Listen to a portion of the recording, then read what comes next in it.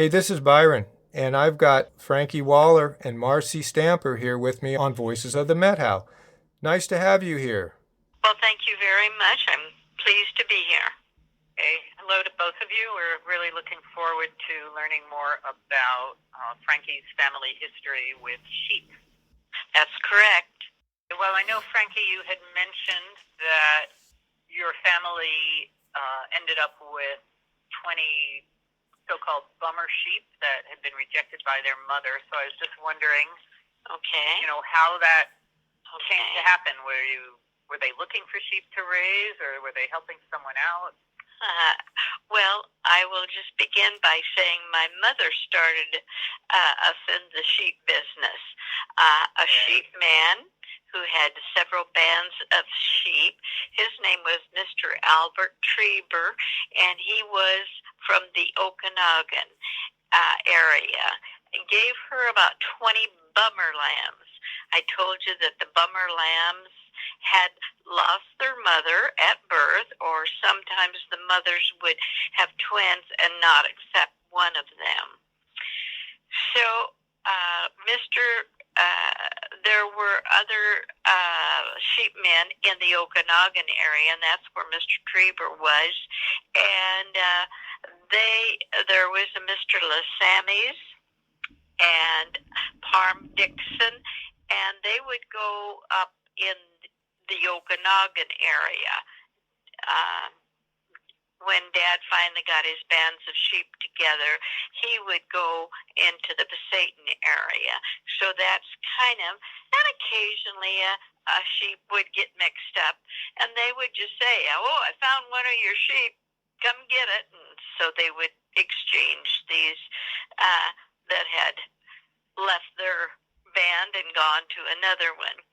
When Mother did that, I was before school age, and we had a big front porch, and I would sit on the porch, and Mom had, to me there were pop bottles with a nipple on the end of them, and these, when Mom came out, of course, they came running, and there were about 20 of these lambs. She would feed all of them with the bottle. And so they grew, and then finally they were put out into the fields to eat some of the weeds and stuff like that. After they got big enough, Dad decided he would get into the sheep business. So I'm not quite sure about this date, but either 1936 or 1937, Dad bought additional ewes, and they were in business. It took a couple of years to increase the number of sheep so that Dad could be a member of the Washington State Wool Growers Association. You had to have at least 10,000 sheep, is my understanding, if I remember correctly. He had two bands with a herder and two sheep dogs and a camp tent, what they called a camp tender. This person was the cook and packed up the camp when they moved to a different area to feed. This was up in the mountains in the Pasayten area. Then in the spring, Dad had what we called the sheep camp, and this was between Aniat and Lincoln Rock, right under what was called Birch Mountain, and that's where the ewes were taken to have their baby lambs. When they came out of the Pasayten area in the spring, the ewes were taken there so that they would have their babies. But then they would take some of these sheep to down.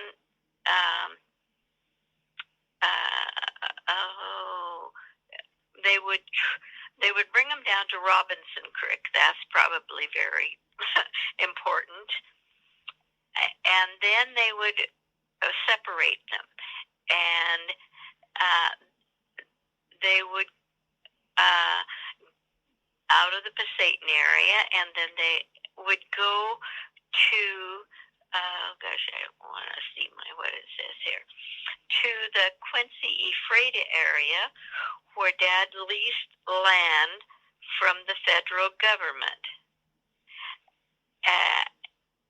And he and my brother Bob would shear the sheep. They would take the wool and put the wool in big, what we called wool bags, because the price for wool was very low. But when World War II came along, the United States government bought the wool for a good price. And the wool, while in the bag, did not rot or mold, so they could set the bags back. And when the price went up, they would sell them. The sheep, while they were down in that Quincy Ephrata area, they were driven by sheep herders and etc., Bob and Dad, all the way from that area, the Quincy Ephrata area.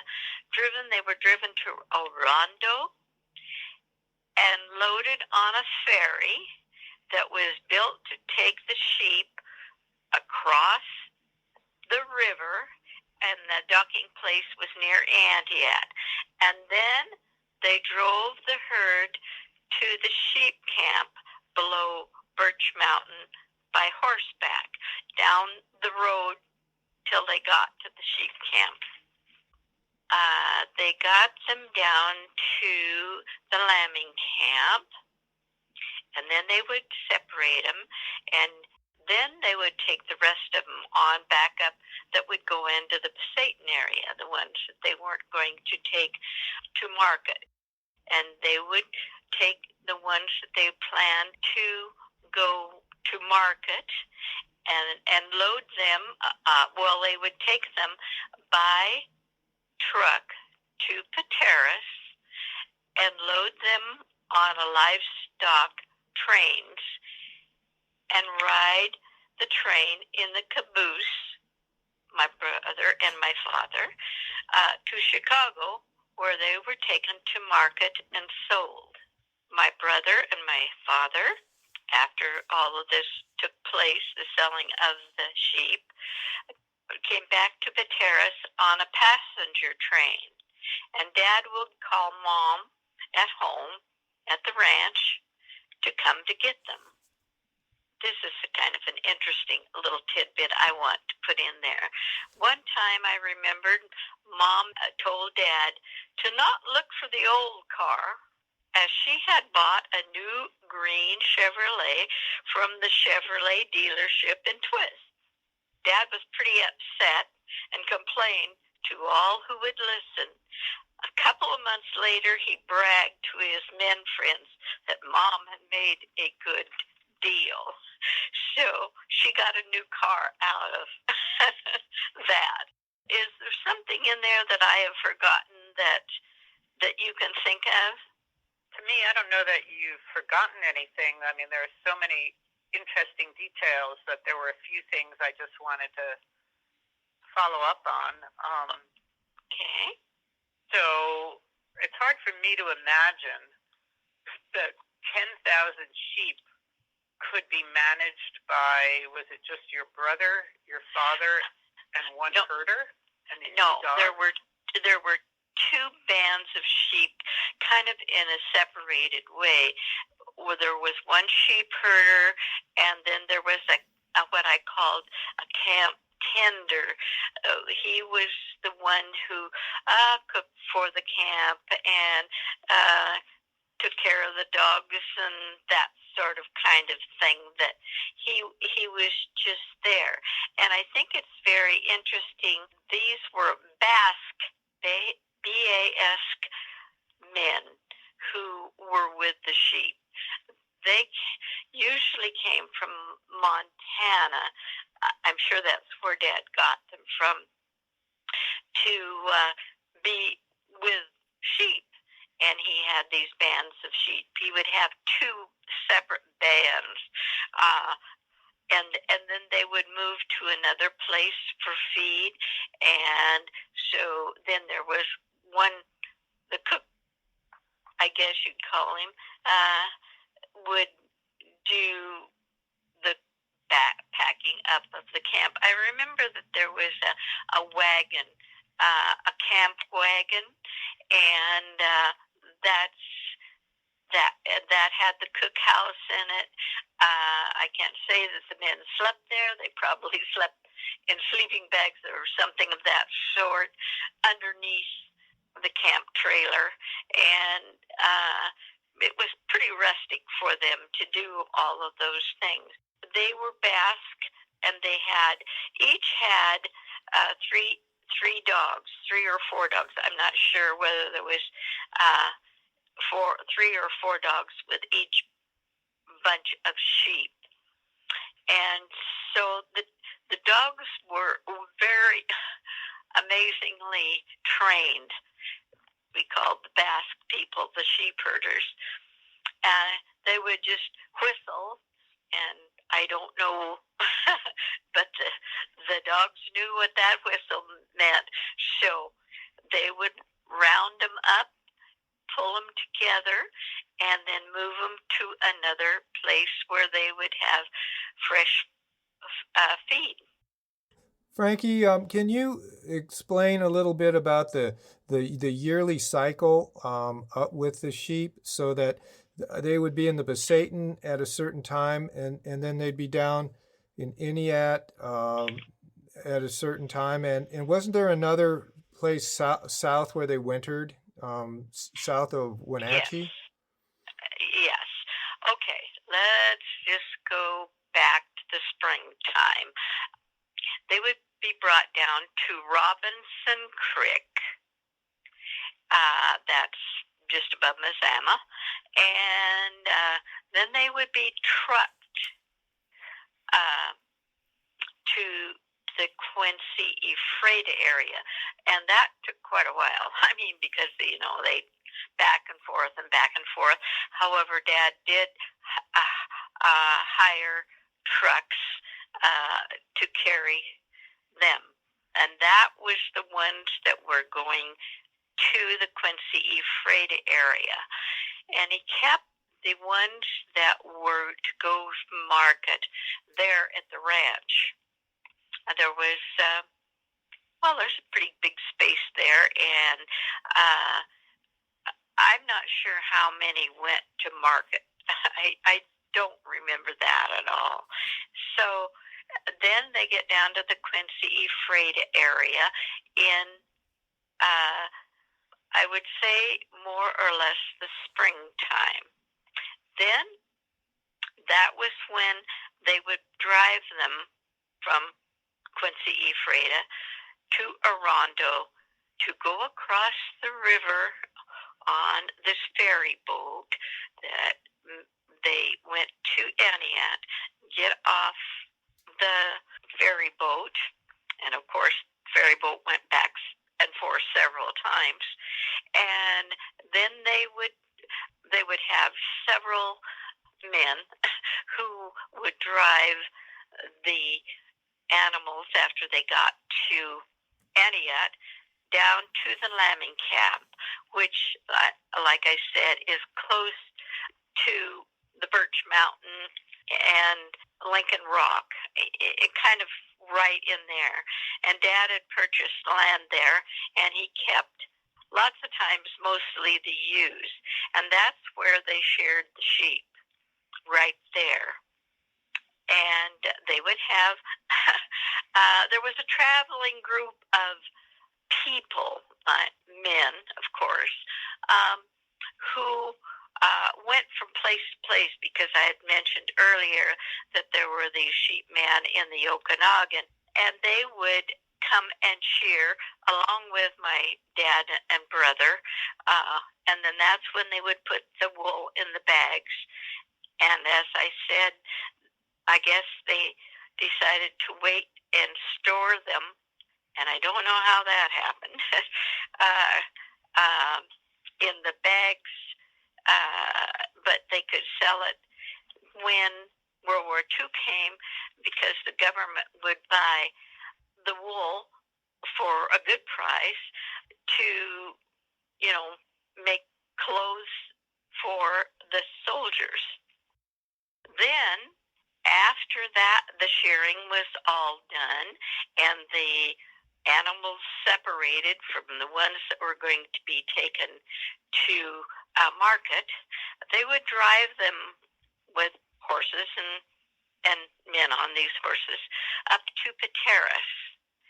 And the ones that were going to be going back up into the Besaton area would stay there for a bit, and then trucks again would truck them to Robinson Creek, and then they would go into the Besaton area. But when they got to Pateros was when my dad and brother would load them on to they called them livestock trains, and ride the train, and they would ride in the caboose to Chicago, where the sheep were taken to market, and there they would be sold. My father never bought me only a couple times did he just buy me something, but I wish I had this. He brought me from Chicago one time a brown velvet dress that I just loved. It was gorgeous. And the other time he bought me something was he went to Schaefer's grocery store in Winthrop, and we were in there, and he said, "Well, do you need a new pair of shoes?" And I said, "Oh, I love shoes." "Oh, yes, Dad." And he bought me a pair of green slip-on shoes. Wow. Kind of funny for a man to do. But he'd surprise me every once in a while. So when they went with the sheep to Chicago, did they ride in the caboose? Yes. Because it was just a livestock train and there wasn't any place for people. That's right. Uh-huh. Huh. But I think they were pretty well taken care of on the way back, because they took a regular train back to get to Pateros then. You have a lot of details about all the different places they were in the different seasons, but did you go to those places and get to see them? Were you up in the Besaton, or you just knew from what your family told you? I never went any further than Hart's Pass. I did not go clear into the Besaton, but they would drive them up from Robinson Creek to Hart's Pass, and it was a a very, very, very narrow road, and rugged, of course. Most of this was before I was school age. So repeat that question that you wanted me to maybe say something about. I was just curious to know, whether you got an opportunity to go in person and, watch any of this. So you said you went to Hart's Pass. Like, were you ever there when they were doing the shearing near NTS? Oh, yes. Oh, yes. Oh, yes. Oh, that's what I needed to tell you. Okay, there was a cookhouse because Mother cooked for the sheep shearers and the fellows who took care of the animals there at Rocky Reach, I call it, area, and also down in the Quincy Efredo area. I got to tell you about that, too. Dad made a cookhouse, let's put it this way, and it was probably 25 by 10, and at one end there was a curtain where we slept, Mom, Dad, and I, and the other part of it was for the kitchen, and then there was a big table where the fellows could sit around and eat what she cooked for them feed them. I don't know if you've ever, well, probably not now because it's probably populated. The Quincy Efraid area was kind of a dust bowl. I should just say that. And I remember very, very vividly my mother, because she was, well, a very good cook, housekeeper, blah, blah, blah, and everything else. She would take the dish rag, we called it, the dish rag, and I don't know how many times a day she would wipe off the dirt on the top of this table, and especially, just when it was time for him to come. But the wind blew down there quite a bit in the springtime. And then, of course, when they got to the sheep camp, which we called, where they shared the sheep, she didn't have the wind, so she still had another building. Oh, I forgot to tell you about this building. It was wood, probably to about 5 feet, and then there was a canvas cover that was the roof, was this canvas that I never did see how they did that, but it was to keep the wind out of everything that was going on there, the blowing of the dirt. So I guess that's kind of part of what life was back then. That was a real family affair there. Everybody was participating with the sheep then, huh? Yes. I had an older sister, and then my brother was next, and then I had another sister, and she was 10 years older than I. So it's kind of like I was an only child, but 7 years after I was born, my younger sister was born, and we were, the older ones. My oldest sister was 15 years older than I, so they were around.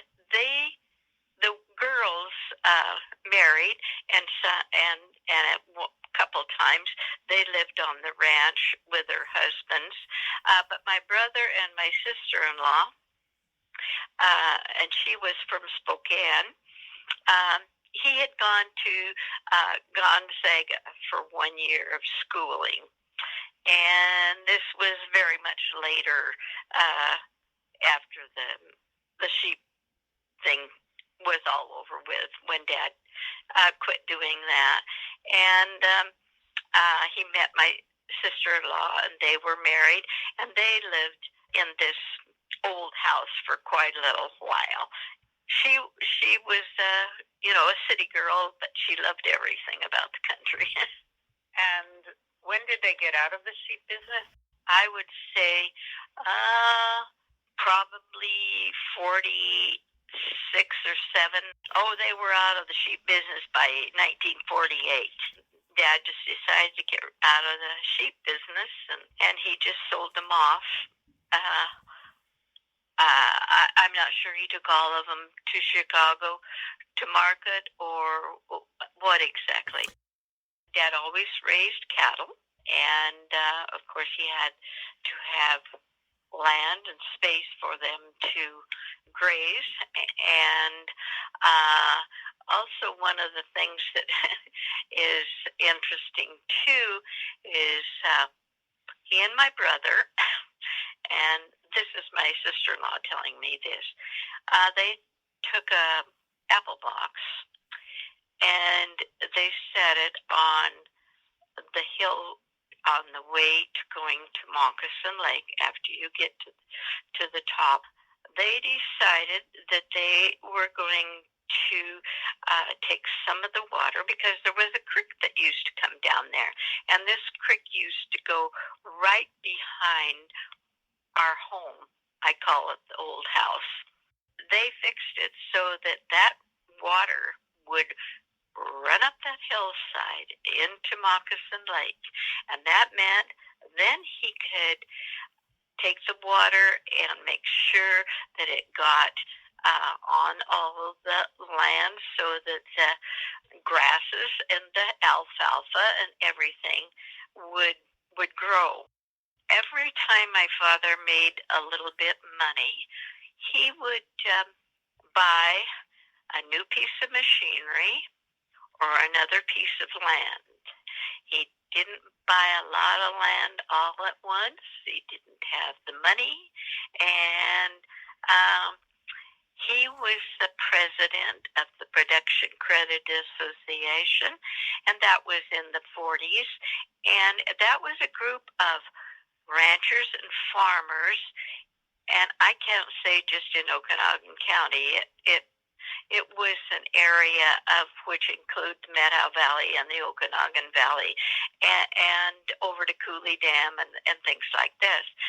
So what they used to do was they would put X amount of dollars into this pot, and anyone who needed the money could borrow it with some interest. Usually, my father would borrow, okay, let's just say October.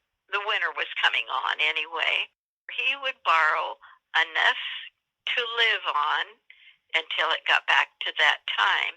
Then he would pay back after maybe selling cattle or sheep or whatever he had to sell.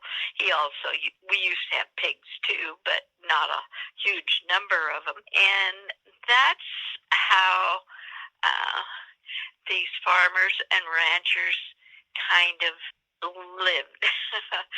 What I'm trying to say, there was nobody slacking, paying the money back, and any of that kind of stuff. It was an organization called the Production Credit Association, of which he was the president at one time. I think the offices were in the Omak, Okanagan area. Pretty impressive that they had that to help everybody. It did. It was, and it helped everybody out. I know it went as far as Cooley Dam. I don't know whether it went any further that way or not, but it went up to Oroville and to Nasket and the Methow Valley, and it allowed people to borrow, and of course they knew they had to pay it back after the time of the year. It didn't ever seem like anyone did not do their share. You were saying your family very rarely ate lamb or beef, and did they ever get involved in like spinning wool from their fleece or doing anything with that, or it was all to be sold? That was all to be sold, yeah. We did not eat the beef or the lamb unless, sometimes a sheep would break its leg and Dad would, we would have that for a while. He built the present house. I call it the block house. It's near the road on the way to Patterson Lake. And he built that in 1941. There was a kitchen and a dining area. There was also what we called the office, where Dad had his business and a roll-top desk, and where he would take a nap. This is amazing to me, too. He would eat lunch. Mother would have it ready when he got in there, which was usually right at noon, and he would lay down and he'd sleep 25 minutes. And then when the 25 minutes was up, he was awake and outside irrigating or other things. There used to be, and I understand that it's not there any longer. He also put a cooler where you would put apples and vegetables and the milk. That's kind of a story too. The milk, and then just as after when you got in there was another room that was called what we called was the locker. Well, that's where you put the things to freeze. And Mother always had a big garden and chickens and things like that. And those were the things that were frozen in this other room.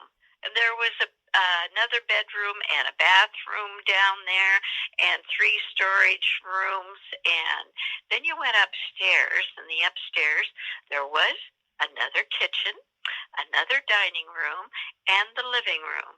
And I remember so vividly these windows, and I hope they're still there, that were big, wide. They were probably 5 feet long and 8 feet wide, maybe 10 feet wide. One looking down I would say, 2 Twin Lakes and that sort of thing. You couldn't see Twin Lakes because it's down in that hole, but it was down that way.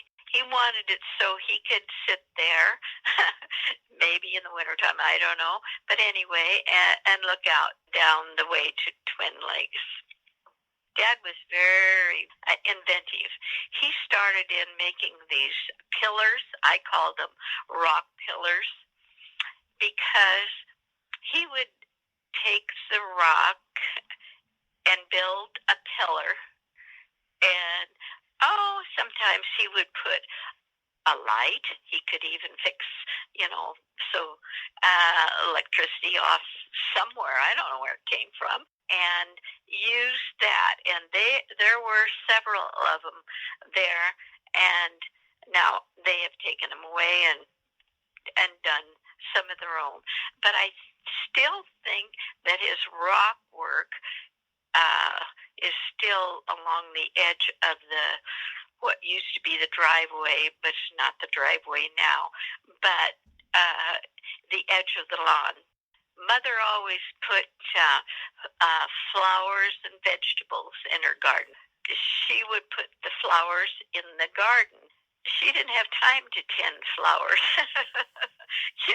that might be, around the edge of the house or something or other. Mother was 98 years old when she passed away, and Dad was 95.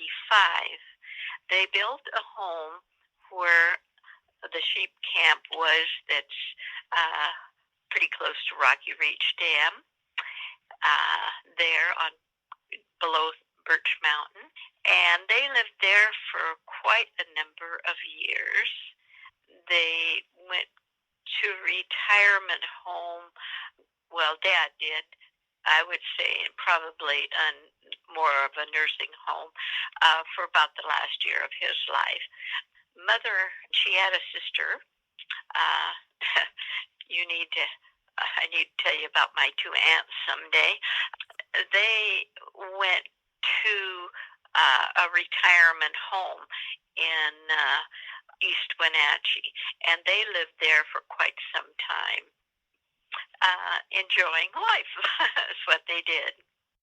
I have to say again how my father really used his brain to do all of those things. It's and I think that when we lived here, of course, I was born and raised out at the ranch, and I think everybody was kind of like that. Everybody helped everybody out, and everybody went out and got a deer for meat. If they had cattle or sheep or pigs or whatever they had, they didn't slaughter them for food.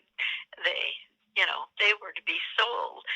So it's very interesting, these older people, and they're getting less and less of us now, but they were very inventive.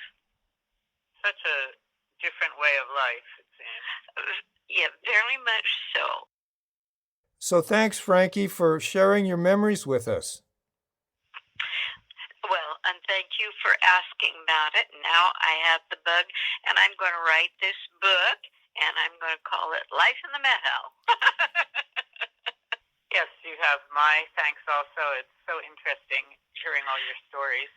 And we'll just look forward to talking the next time. Yes, and I will start working on the book, and I'd love to tell you about my two aunts. And we will talk again when you find it a good time to do so. Oh, that sounds great. Thank you, Frankie. Really appreciate this.